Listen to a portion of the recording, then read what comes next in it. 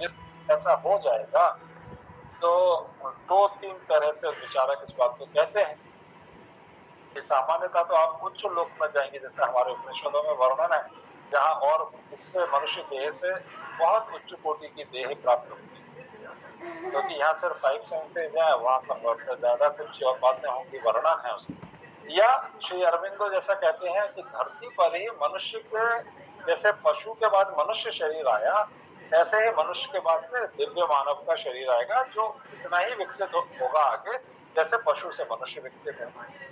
सृष्टि का प्रयोजन है विकास, आत्मा का विकास। और आत्मा क्या है? ईश्वर का अंश है।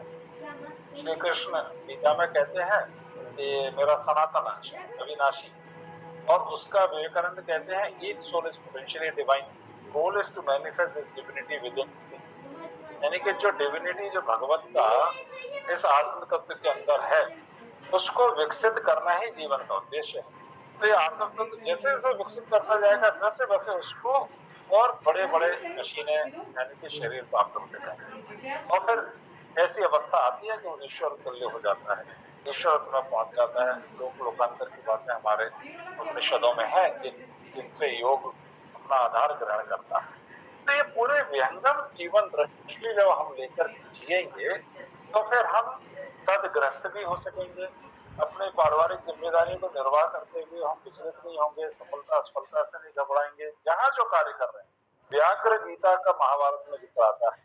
व्याघ्र है, मतलब कसाई है, वो मांस बेचने का काम करता है, लेकिन बड़े योगी को उसके पास भेजा जाता है ज्ञान लेने के लिए कि आप जाकर उनसे समझिए। ऐसे ही उसी व्याघ्र गीता की शुरुआत में एक ग्रस्त महिला के पास वो सिद्ध योगी, जिसको कई सिद्धियां प्राप्त थी, उसको भेजते हैं शिक्षा के लिए। फिर व्याघ्र ने जो शिक्षा दी तो महाभारत में प्रकरण है व्याघ्र गीता। तो कहने का मतलब ये कि आप जहां जिस भूमिका में हैं, वहां से ही उसमें रहते हुए अपने को, आप अपने आत्म तत्व को इतना विकसित कर सकते हैं योग के माध्यम से, यानी कि अष्टांग योग को इम्प्लीमेंट करके सीख के, तो आप मुक्त हो जाएंगे, आपके अंदर ईश्वरत्व जागृत हो जाएगा। आप इस सृष्टि का प्रयोजन पूर्ण होगा कि ईश्वर आत्मा बना, अपने को उसने बुलाया, और फिर धीरे धीरे प्रयास करके फिर अपनी भगवत्ता में उठ गया। यही एक साइकिल चलती है। इस तरह से अगर जीवन जिएंगे तो अच्छा रहे। जी सर, बहुत बहुत धन्यवाद सर। और किसी का कोई प्रश्न? हमारे अभी बहुत ही नवनियुक्त योगाचार्य इसमें जुड़े हुए हैं, जिन्होंने बहुत कम समय में शिक्षण लिया हुआ है, तो वो अष्टांग योग को ज्यादा अच्छे से नहीं समझ पाए हैं। अगर उनका अष्टांग योग पर कोई प्रश्न हो तो सर के सामने रखें। जैसे कि दिनेश काछी सर जुड़े हुए हैं, और भी शालिनी मैडम, आकांक्षा मैडम, और भी बहुत सारे शिक्षक साथी हमारे जुड़े हुए हैं। आपका प्रश्न यहाँ पर होना चाहिए मेरे हिसाब से। आप प्रश्न रखें।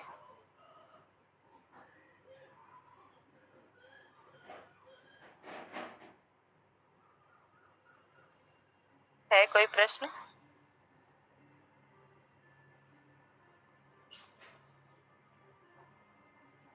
चलिए सर, कोई प्रश्न नहीं आ रहा है हमारे योगाचार्यों की तरफ से। अच्छा, जैसे मेरा भी आपने परिचय दिया योगाचार्य, और एक साहित्य सामान्य रूप से होता ही है परिचय, तो हम सबको बाह्य रूप से व्यवहार में योगाचार्य प्रयोग कर लेना चाहिए, कोई दिक्कत नहीं। अपने मन में जानना चाहिए कि हम योग के एक बहुत जैसे कहते हैं ना कि हम साधक हैं। योग का आचार्य होना तो वो अवस्था है कि जब हम ईश्वर तुल्य हो, तो मन में भाव ये रहे कि हम योग मार्ग के पथिक हैं, और अभी हम ABCD ही पढ़ रहे हैं उसकी, तो उससे हमको बड़ा बल मिलेगा और हमारे अंदर अहम अहम नहीं आएगा। अच्छा, अष्टांग योग की आपने कहा, तो अष्टांग योग में आप देखेंगे कि ऐसा चल रहा है कि हम लोग यम नियम को बिल्कुल ही बिसरा चुके हैं। अष्टांग योग में हम यम नियम को व्याख्यानों में तो चर्चा कर लेते हैं, लेकिन अभ्यास की उसकी कोई पद्धति नहीं है, वो हर व्यक्ति को खुद ही करना है। जैसे सत्य है, अब इसके लिए कोई प्रशिक्षण तो नहीं हो सकता ना, समझा ही जा सकता है कि भाई 5 यम है, सत्य है, अस्तेय है, अपरिग्रह है, ब्रह्मचर्य है, क्या अहिंसा है। तो इनका कुछ खुद को व्यक्तिगत हर व्यक्ति को अपनी अपनी तकनीकी विकसित करनी। जैसे सरलीकरण करने की दृष्टि से कह रहा हूं कि बड़े यम है, इसी तरह नियम है, शौच, संतोष, तप, स्वाध्याय, ईश्वर प्रणिधान। तो हम सरल अगर करना चाहें तो ऐसे कर सकते हैं, बिल्कुल ही उनको छोड़ देना, नेग्लेक्ट कर देने की जगह तो सरलीकरण अच्छा है कि हम एक दिन चुन लें एक यम के लिए और प्रण कर लें कि आज हम सत्य का यम पालन करें, तो एक दिन सत्य का कर लें, एक दिन अपरिग्रह का कर लें कि मैं आवश्यकता से अधिक संग्रह नहीं करूंगा। एक दिन में हालांकि वो नियम पूर्ण नहीं होते, लेकिन ठीक है, अभ्यास की दृष्टि। तो अपरिग्रह भोजन पर भी लागू कर सकते हैं, किसी भी चीज पे आप, वस्त्रों पर, किसी भी अपरिग्रह का मतलब है कि आवश्यकता से हम अधिक संग्रह ना करें किसी भी बात में। मान सम्मान का भी आवश्यकता से अधिक संग्रह नहीं करें। सूक्ष्म से सूक्ष्म स्तर तक आप इन विचारों को ले जाते हैं। अस्तेय का मतलब होता है कि चोरी ना करना। तो अब इसका अभ्यास क्या है? हम चोरी तो करते नहीं है, तो इसका अभ्यास कैसे करें? हम चोरी नहीं करते, लेकिन इसका अस्तेय का सही से मतलब है कि हमें मौलिक होना। हम वैचारिक रूप से भी जो हम लेते हैं समाज से, राष्ट्र से, विचारकों से, हम उसको उस पर चिंतन करें, मनन करें, अनुसंधान करें, उसे अपना बनाएं। और इसी तरह से मोटे रूप से कहें, ग्रॉस रूप से, तो हमारे मन में किसी के प्रति ये भाव नहीं आए कि हमसे अधिक समृद्ध है या किसी तरह से हम उसका स्थान ले सकें, तो हमारा अस्तेय का हो गया। तो एक दिन उसके लिए रख लें, उस भाव में रहें। इसी तरह से ब्रह्मचर्य के दो अर्थ हैं। एक तो सेक्सुअल उसको लेते हैं कि ब्रह्मचारी, दूसरा ब्रह्मचर्य का अर्थ होता है कि ब्रह्म की जैसी चर्या है, यानी कि सूर्य का मतलब ब्रह्मचर्य मतलब प्रकृति जिस तरह से आचरण कर रही है कि सूर्योदय होता है तो सभी पंछी जाग जाते हैं, तो सुबह का समय जागरण का, सूर्योदय के लगभग समय पर जागरण हो जाए, और फिर क्या कहते हैं, दोपहर में जैसे जैसे सूर्य का प्रकाश आगे बढ़ता है, कार्य करने की प्रवृत्ति बनती है, तो हम अपने सारे कार्य शाम होते होते हम शांत हो जाएं, शाम को सारे कार्यों से विरत हो जाएं, सूर्यास्त के साथ भोजन इत्यादि सूर्यास्त पे कर लें। पूरी प्रकृति ऐसी कर रही है, पशु पक्षी भी ऐसे कर रहे हैं। और उसके बाद का समय अपना ध्यान इत्यादि इन चीजों में दें, पूजा पाठ में दें, अध्ययन में दें, अच्छी बातें पढ़ने में दें। एक दिन ऐसा करके देखिएगा, समय से सो जाएं, 10 बजे तक सोने का प्रयास करें, सुबह 6 बजे 8 घंटे की नींद भी हो जाएगी, तो ऐसे ब्रह्मचर्य का पालन हो जाएगा। फिर कब बड़ा महत्वपूर्ण नियम है, तो एक दिन कोई तप कर ले। हमारे यहाँ जो व्रत का कॉन्सेप्ट है कि कोई एकादशी का करता है, कोई मंगलवार का करता है, तो वो भी एक तरह का तप है, उससे आपका मन थोड़ा सा मजबूत होता है। तो कई तरह के तप हो सकते हैं, तो अपने हिसाब से जो आपको सूट करता है, कस्टमाइज कर लें उसे, तो तप का एक दिन अभ्यास करें। इसी तरह से ईश्वर प्रणिधान, एक दिन इस भाव से रहें कि सब कुछ ईश्वर ही कर रहा है, मैंने सब कुछ ईश्वर पर ही छोड़ दिया, ईश्वर प्रणिधान का। इस तरह से आप ये संतोष, एक दिन पूरे संतुष्ट होकर जी कर देखें। हम संतोष के लिए ही तो पूरा जीवन संघर्ष करते हैं, संतोष ही तो नहीं मिलता, तो एक दिन संतोष का भाव धारण करके देखें कि मैं संतुष्ट हूँ, जो कुछ भगवान ने दिया है, जैसा दिया है, जहां हूँ, जिस स्थिति में हूँ, वो पूर्ण है, तो संतोष का अभ्यास हो जाएगा। शौच शारीरिक शौच तो हम सब करते ही हैं, थोड़ा सा आंतरिक शौच यानी कि मन निर्मल हो, करुणामय रख के देखें। एक दिन स्वाध्याय, एक दिन अच्छे से स्वाध्याय कर लें, नियम एक दिन हम 2-3 घंटे शास्त्र अध्ययन कर लें, गीता पढ़ लें, पतंजलि योग सूत्र पढ़ लें, योग के अन्य ग्रंथों का अध्ययन कर लें। अच्छा, आपके यम नियम का भी अभ्यास धरने लगेगा साथ में, तो आप पूरा अष्टांग योग लेके चलेंगे। आसन रोज करें, प्राणायाम रोज करें, प्रत्याहार का अभ्यास करने की कोशिश करें। तो जो मैंने बताया कि 1 मिनट आप मन एकदम शांत हो जाइए, वो प्रत्याहार यानी कि सेंसेस को हटा लो सारे का। तो 1 घंटे में 1 मिनट कैसे भी कार्य क्षेत्र में 1 मिनट के लिए बिल्कुल आप उस कार्य से विरत कर लो मन। तो ऐसा आपका प्रत्याहार का अभ्यास रोज होने लगेगा। धारणा, धारणा यह है कि आप किसी विचार को धारण करें, उस पर चिंतन करते रहें। एक धारणा वैचारिक धारणा है। एक यह है कि आपने कोई चित्र है, उस चित्र को आप मन में धारण करने का प्रयास करें, यानी कि उससे आपकी एकाग्रता बढ़े। धारणा को कंसंट्रेशन कहते हैं। तो आप 2 सेकंड को होल्ड कर पा रहे हैं किसी चीज को, किसी चित्र को, तो किसी ईश्वर का भी हो सकता है, आपका अपना खुद का चित्र भी हो सकता है। आपको अभ्यास करना, धारण करना। या एक विचार ले लिया, उस विचार पे चिंतन मनन मंथन चल रहा है और आप देखेंगे आपका मन बार बार उससे हटके दूसरी तरफ जा रहा है, तो उसे वापस ले आए। ये धारणा का अभ्यास है। और धारणा जब जम जाएगी तो वो अपने आप ध्यान में परिवर्तित।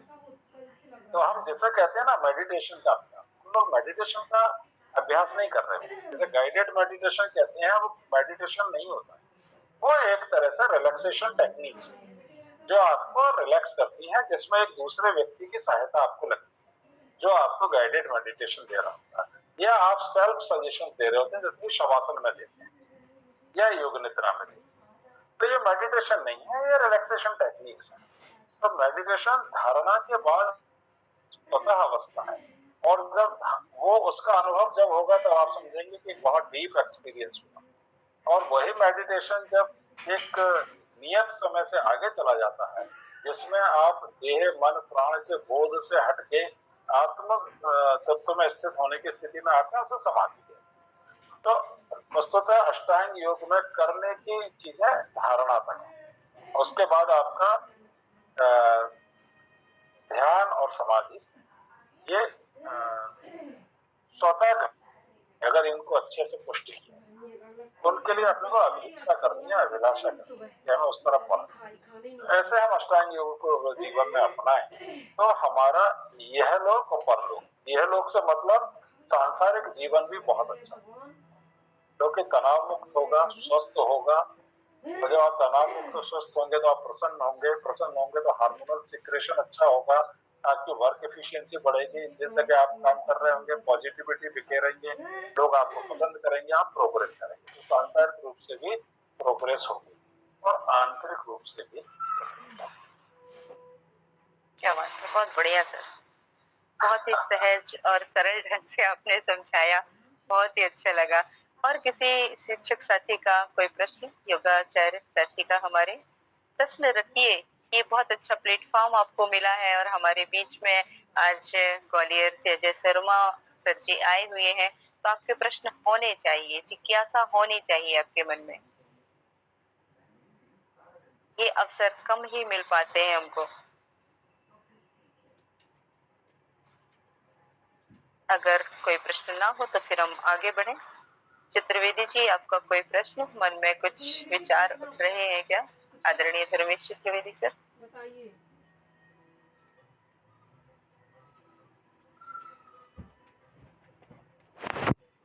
धर्मेश चतुर्वेदी सर, आवाज आ रही है? बहु सम्यक रूपेण।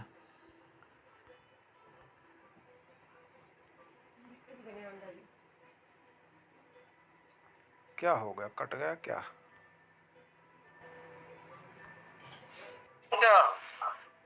जी सर, बिल्कुल स्वागत है सर आपका। वशिष्ठ जी हमारे। जी सर। हाँ, मेरा प्रश्न ये है कि क्या हम लोग धारणा और ध्यान तक ही सीमित रहते, क्या थोड़ी बहुत समाधि की किसी अवस्था तक पहुंचते हैं सामान्य स्थिति में? वशिष्ठ जी, देखिए, अगर हम धारणा कर पा रहे हैं और अच्छे से धारणा हो रही है तो निश्चित ही हम ध्यान में भी पहुंचते हैं। और जब ध्यान अच्छे से हो जाता है तो समाधि की भी प्रारंभिक झलक, और फिर व्यक्ति की व्यक्ति पर निर्भर करता है, उसे प्रगाढ़ भी समाधि की अनुभूतियां हो सकती हैं, उसमें कहीं कोई बात नहीं। तो समाधि समाधि के बारे में पता कैसे लगाए, कौन से स्तर की समाधि है? समाधि वितर्कानुगत भी है, आनंद भी है, अस्मिता भी है। तो समाधि जिसको होगी उसे पूछना ही नहीं पड़ेगा कि उसे कौन सी समाधि लगी, तो उसको समाधि है ही सुपर कॉन्शियस। वो सभी प्रश्नों का स्वतः उत्तर है समाधि। तो समाधि लगेगी तो उसको किसी बाह्य प्रमाण की आवश्यकता पड़ेगी ही नहीं, उसे पता होगा। जैसे कि ठाकुर यानी कि श्री रामकृष्ण देव कहते थे कि बड़े सरल सरल उदाहरणों से समझाते उन्होंने कि जैसे पूड़ी को जब तलते हैं तो जब वो कच्ची होती है तो तेल में आप डालोगे तो चट चट चट चट आवाज आती है, लेकिन जब वो अच्छे से सिक जाती है तो उसमें आवाज आना बंद हो सकती है, पक गई।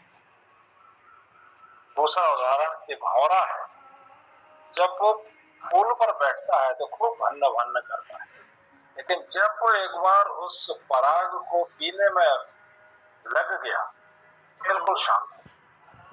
क्या बात है। ऐसे ही है, समाधि की अनुभूति जब होगी तो फिर हमारे प्रश्न हमारे खत्म हो जाएंगे। हमारी उपस्थिति में जो बैठा होगा उसके मन पर भी हमारी उपस्थिति के प्रभाव पड़ने लगे। लोग बताएंगे कि आपकी अवस्था क्या हो। बहुत शानदार सर, बहुत बढ़िया। बहुत बढ़िया जवाब दिया आपने, लेकिन अभी जिज्ञासा शांत नहीं हुई है। कभी समाधि पर ही पूरी चर्चा होना चाहिए। हाँ ठीक है, कर सकते हैं, बड़ा विषय है। वशिष्ठ जी ने बहुत गहन प्रश्न किया है, तो एक प्रारंभिक उत्तर मैंने दिया है उसका। और किसी का कोई प्रश्न? अदरवाइज हम आगे की तरफ चलें, फिर 1 घंटा होने जा रहा है।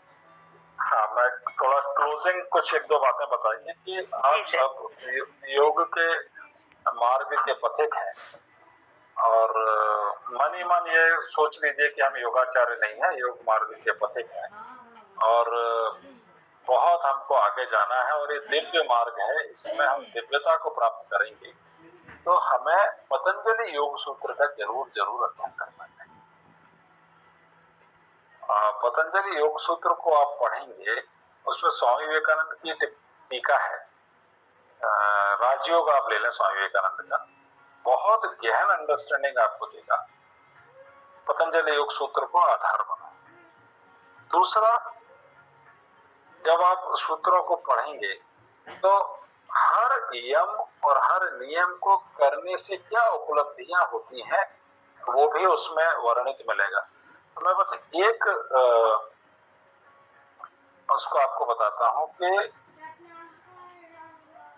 स्वाध्याय का जब वो वर्णन आता है तो स्वाध्याय का लाभ ये बताते हैं कि आपके इष्ट देव का आपको दर्शन प्राप्त होता है पतंजलि योग सूत्र।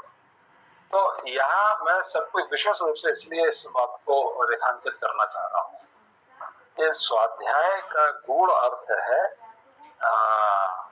जप करना, और उसी से दीक्षा का महत्व भी प्रतिपादित होता है।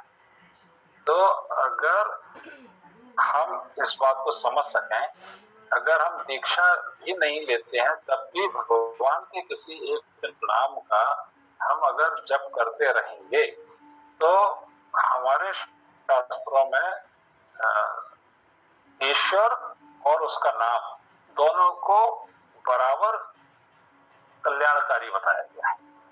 तो और यह एक तरह से एकाग्रता के अभ्यास के लिए भी बहुत जरूरी है कि आप सहज रूप से अपना कार्य कर रहे हैं और आपके मन में राम या कृष्ण या राम कृष्ण या हरि या जो भी शिव, जो भी आपका एक कोई प्रिय इष्ट हो, तो उसका आप निरंतर नाम मन में लेते रहें। अगर आपके पास कोई गुरु मंत्र नहीं है, और गुरु मंत्र है भी, तो गुरु मंत्र जिस भगवान से संबंधित है उन भगवान का भी नाम आप लेते रहें।